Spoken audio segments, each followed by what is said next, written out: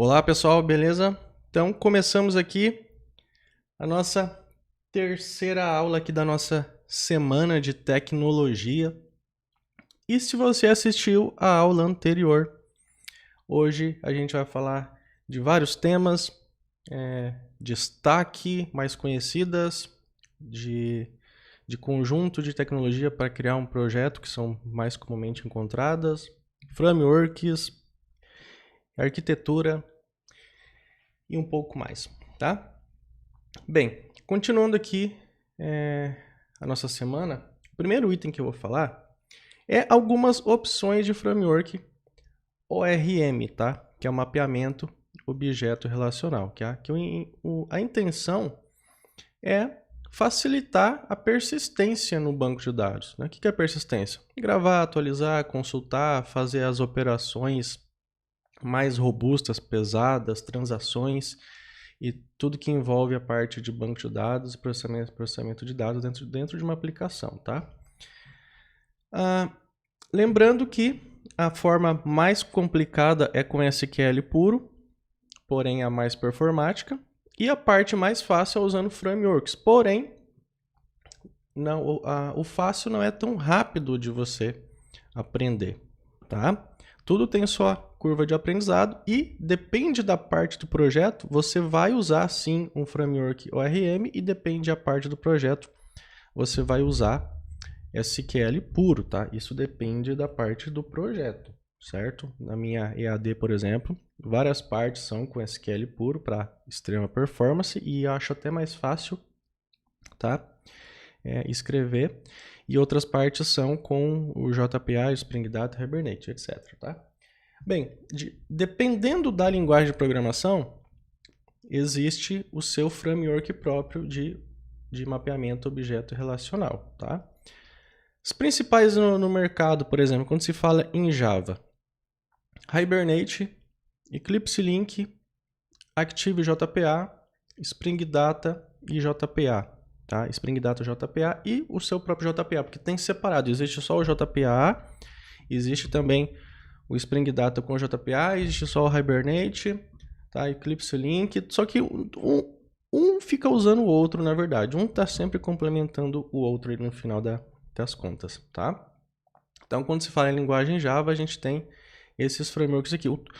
Se for colocar como primeira opção mesmo, Spring Data com o JPA. É o disparado, o mais usado, tá? Qual que é a intenção?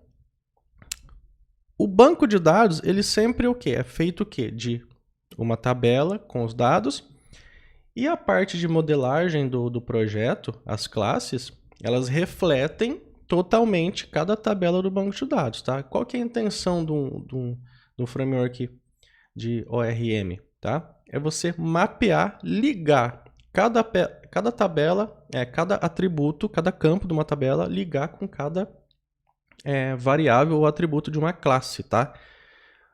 Então você tem cada campo de uma tabela ligado com um atributo de uma classe Java, tá? Isso permite o quê? Mapear padrões de persistência, padrões para consulta, padrões para executar queries, transações e etc, tá? É você poder usar todo o poder do banco de dados dentro de uma linguagem de programação, mapeando projetos para executar SQL de uma forma muito mais fácil, certo? Essa é a intenção aqui de um RM. No final, é facilitar os trabalhos. Tipo, onde for com SQL puro, a gente faria 500 linhas, com um framework a gente faz em 2, 3 linhas, tá? Com o framework ORM, tá? Tanto que essa tabela aqui, tá? Usuário suporte aqui, a gente tem. É que aqui não está mostrando todos os atributos porque não cabe, tá? Não cabe aqui, não cabe, tá? Cabe tudo, certo? Mas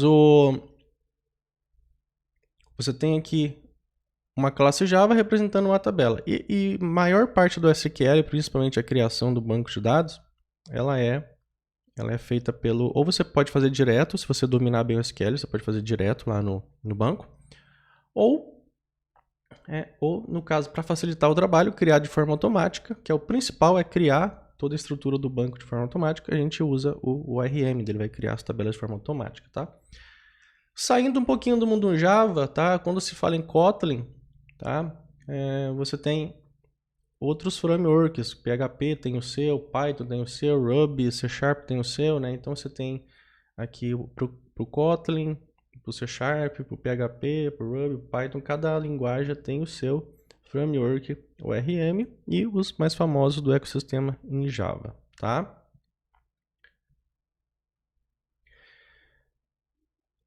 Vou mostrar um pouquinho aqui para vocês, tá? A gente sempre tem uma tabela, tá? Vamos pegar aqui, por exemplo, curso. A gente tem sempre uma tabela numa classe, sempre uma classe mapeada em cada campo, né? E aí, o que permite também esse mapeamento objeto relacional? É trazer dados que estão amarrados e sem que o programador precisa fazer tanto esforço, tá? Ficar buscando, escrever um monte de código a todo momento e facilitar o trabalho. Então quem faz o meu treinamento de Java já está acostumado com isso daqui, tá? Que é com o mapeamento do JPA. E cada classe, tá? Que a gente chama de modelo, cada classe tem a sua tabela no banco de dados, tá? Cada classe representa uma tabela. Então eu tenho a classe curso e eu tenho a tabela curso, seus atributos mapeados. E a gente vai vindo de baixo para cima, então a gente tem a camada de modelo, depois a gente tem a camada de repositor, tá? Aqui é onde você coloca as operações que você vai fazer na tabela, né? No caso um curso repositor, eu vou trabalhar com a tabela de curso, né? Então eu tenho aqui as regras de negócio do meu projeto que são ligadas diretamente com o curso, tá? E daí você evolui, né? Quando você precisa processar coisas mais customizadas, daí você evolui para um serviço, onde você escreve qualquer regra de negócio que você queira, tá? E para você disponibilizar isso, para você chamar a função de uma tela, aí você vai disponibilizar isso que através de um controller ou de uma servlet, tá? Um controller com Spring, tanto MVC como REST, tá? Ou então uma servlet ou algum outro framework, tá? Para você disponibilizar isso, que os dados vão vir da tela, tá? Feito isso, vamos ver um pouquinho de framework, os principais, alguns recursos aqui no próximo item. Ó, opções de framework, tá? MVC. A gente tem o que? MVC, API, projetos, tá? A gente tem várias coisas para ver aqui nessa aula aqui. Então a gente viu o que? Framework ORM. Agora a gente tem aqui alguns frameworks MVC. Lembrando, tá? Existem outros além do que eu estou mostrando. Eu estou mostrando aqui os principais que vocês vão assim, se vocês mapear as vagas de emprego, é o que vai ter assim de 90% das vagas de emprego vocês vão encontrar o que eu estou mostrando aqui, tá? Então, aí quando se fala em framework MVC, a gente viu ORM antes. Quando se fala em framework MVC, tá? A gente tem o quê? Eles são baseados ou em componente ou na ação, tá? A gente tem o mais usado em peso, o quê? Spring MVC, tá? JSF, Struts, Primeface, Bootface, JSP, VRaptor e existem outros, tá? Existem muitos outros. O que eu estou colocando aqui são os mais usados, tá? Os mais famosos, tá? O Spring MVC, ele nunca é usado sozinho, tá? Quando você usa um Spring MVC, ali no back-end, você vai juntar ele ou com um JSP, ou com um Timeleaf, ou alguma outra coisa, tá? Ou então qualquer lugar que faça uma requisição para um endpoint dentro do seu projeto e precisa fazer um redirecionamento, você usa aqui um Spring MVC, tá? O JSF já por si só ele é um MVC completo, porque ele tem tanto o front como o back-end, tá? O JSF. O Struts também, o Struts ele é igualzinho o Spring MVC, ele atua na parte do back-end. O Primefaces e o Bootfaces, tá? Eles são complementos ao JSF Primeface, Bootfaces, por trás dos panos, ele tem todo o JSF, então eles são frameworks de componente para facilitar ainda mais o trabalho com o JSF. Também são o MVC, porque eles implementam todo o JSF. O JSP também muito mais usado em projetos mais antigos, porque ele já vem de longas datas, tá? Quando você usa um JSP, ou por trás você vai ter uma servlets ou um Spring MVC atuando por trás, tá? E o VRaptor ele usa todo o Spring por baixo, tá? E o VRaptor é uma criação brasileira. E se você for começar a ver, qualquer exceção que dá dentro do VRaptor, ele aponta para os pacotes do Spring, né? O que os caras fizeram? Eles pegaram, implementaram, colocaram algumas classes, uma arquitetura um pouco mais simples, em cima de toda a base do Spring e disponibilizaram isso para a comunidade, tá? Feito isso, vamos para o próximo item. Opções de framework quando você fala em API, tá? API REST, na arquitetura API REST, tá?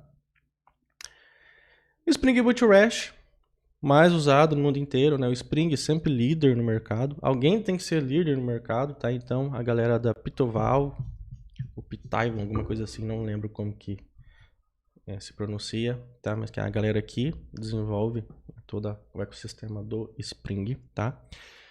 Jarcer, REST-ASE, Micronaut, o Spring MVC, sim, dentro do Spring MVC você consegue mapear e fazer um endpoint de API também. Em vez de você redirecionar, apenas você retorna na resposta um JSON.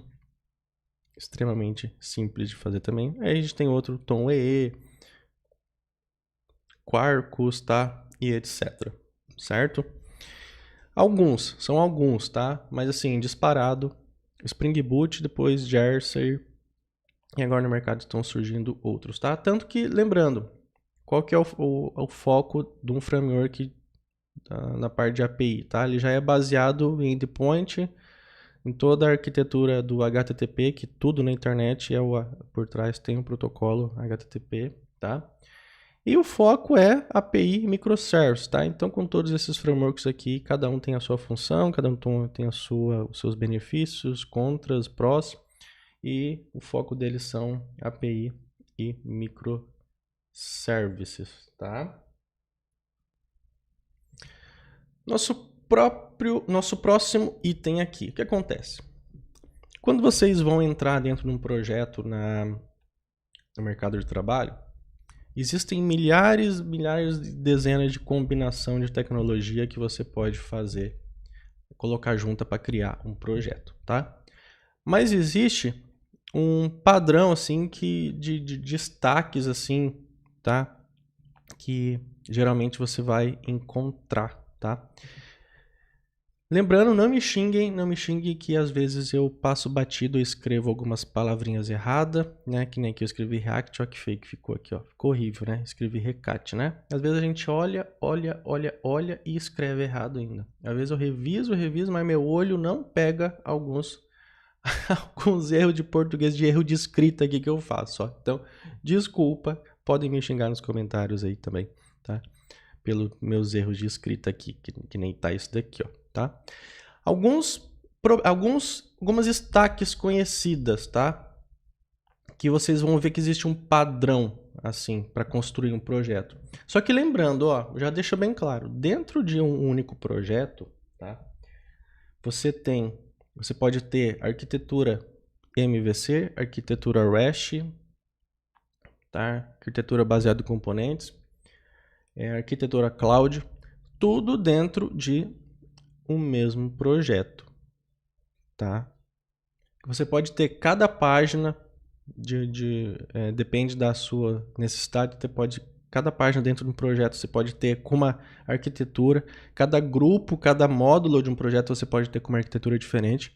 Dentro de um projeto Java você consegue misturar tudo, tá? Um monte de framework, é claro que não é recomendável porque às vezes um framework começa a impactar no outro, tá?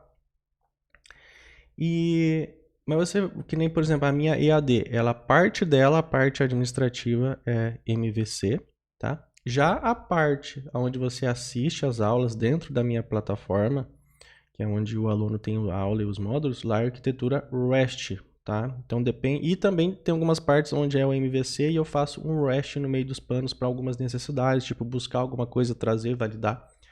Tá? Então assim, existe N e N combinação.